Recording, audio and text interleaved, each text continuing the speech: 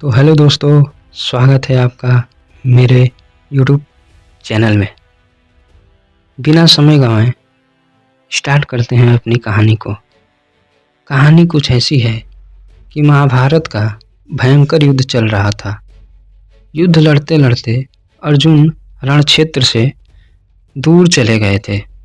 अर्जुन की अनुपस्थिति में पांडवों को पराजित करने के लिए गुरु द्रोणाचार्य ने एक चक्रव्यूह की रचना की। अर्जुन पुत्र अभिमन्यु वह चक्रव्यूह भेदने के लिए उसमें घुस गया। उसने कुशलतापूर्वक चक्रव्यूह के 6 चरण भेद लिए थे, लेकिन 7वें चरण में उसे दुर्योधन, जयद्रथ, कर्ण आदि 7 महारथियों ने घेर लिया। उस पर टूट पड़े। जयद्रथ ने पीछे से निहत्थे अभिमन्यु पर जोरदार प्रहार किया। वह वार इतना तीव्र था कि अभिमन्यु उसे सहन नहीं कर सका। फिर भी अभिमन्यु उठकर उन सब का सामना किया और वीर गति को प्राप्त हो गया।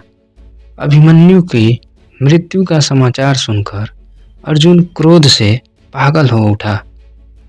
उसने प्रतिज्ञा की कि अगले दिन सूर्यास्त से पहले वह जयद्रथ का वध नहीं किया तो वह आत्मदाह कर लेंगे।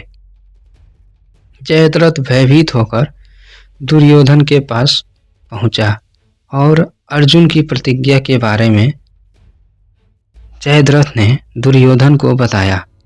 दुर्योधन उसका भय दूर करते हुए बोला, चिंता मत करो मित्र, मैं और सारी कौरव सेना तुम्हारी रक्षा करेंगे। अर्जुन कल तुम तक नहीं पहुंच पाएगा। उसके बाद अर्जुन को आत्मदाह करना पड़ेगा। अगले दिन युद्ध शुरू हुआ। अर्जुन की आंखें जयद्रथ को ढूंढ रही थी, किंतु जयद्रथ कहीं दिख नहीं रहा था।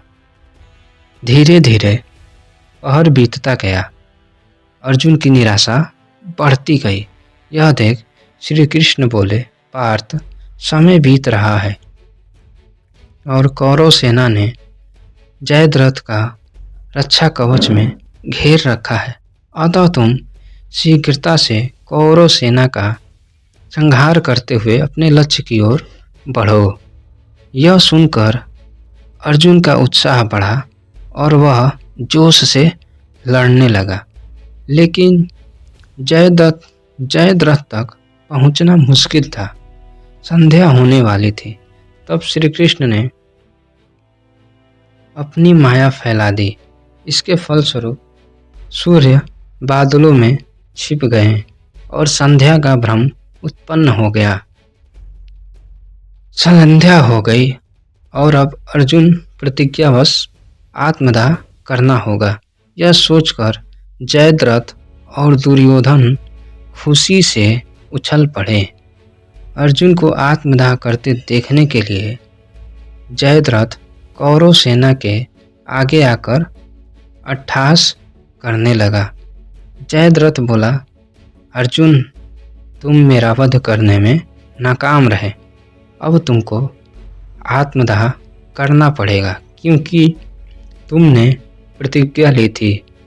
अगर तुमने आत्मदाह नहीं किया तो पांडवों पर प्रतिज्ञा तोड़ने का दाग लग जाएगा। तभी जयद्रथ को देखकर श्री कृष्ण बोले, पार्थ, तुम्हारा शत्रु तुम्हारे सामने खड़ा है। उठाओ अपना गांडीव और वध कर दो इसका। तब अर्जुन बोला, माधव, सूर्यास्त हो चुका है और मेरी प्रतिज्ञा टूट चुकी है। तभी श्री कृष्ण बोले, पार्थ, वह देखो, अभी सूर्यास्त नहीं हुआ है। यह कर कर श्री कृष्ण ने अपनी माया समेट ली। देखते देखते सूर्य बादलों से निकल आया। सबकी दृष्टि आसमान की ओर उठ गई। सूर्य अभी भी चमक रहा था। यह देख जयद्रथ और दुर्योधन के पैरों तले जमीन खिसक गई। जयद्रथ भागने को हुआ, लेकिन तब तक अर्जुन ने अपना गांडीव उठा लिया था। तभी श्री कृष्ण चेतावनी देते हुए बोले, हे अर्जुन, जयद्रथ के पिता ने इसे वरदान दिया था कि जो इसका वध करेगा, अगर जयद्रथ का मस्तक जमीन पर गिर गया तो जिसने उसका वध किया उसके भी मस्तक के 100 टुकड़े हो जाएंगे। इसलिए यदि इसका सिर जमीन पर गिरा तो तुम्हारे सिर के भी 100 टुकड़े हो जाएंगे। अतः हे पार्थ, उत्तर दिशा से यहाँ से 100 योजन की दूरी पर जयद्रथ के पिता तप कर रहे हैं। तुम इसका मस्तक ऐसे काटो कि वह इसके पिता की गोद में जाकर गिरे। अर्जुन ने श्री कृष्ण की चेतावनी ध्यान से सुनी और अपने लक्ष्य की ओर ध्यान कर बाण छोड़ दिया। उस बाण से जयद्रथ का सर अलग कर दिया और सीधा उस बाण पे ही टंकर उसका समस्तक जयद्रथ के पिता की गोद में जाकर गिरा। जयद्रथ के पिता चौंक गए और यह सोचने लगे कि यह कैसे हो गया। तभी उसकी गोद में सिर गिरने से कारण वह जमीन पर गिर गया। सिर के जमीन पर गिरते ही जयद्रथ के पिता के सिर के भी 100 टुकड़े हो गए। इस प्रकार अर्जुन की प्रतिज्ञा पूरी हुई। तो दोस्तों, ऐसी ही कथा आपको सुननी हो तो चैनल को सब्सक्राइब करना ना भूलें और कमेंट में बताएं कि क्या आप महाभारत से रिलेटेड और भी स्टोरी सुनना चाहते हैं। धन्यवाद।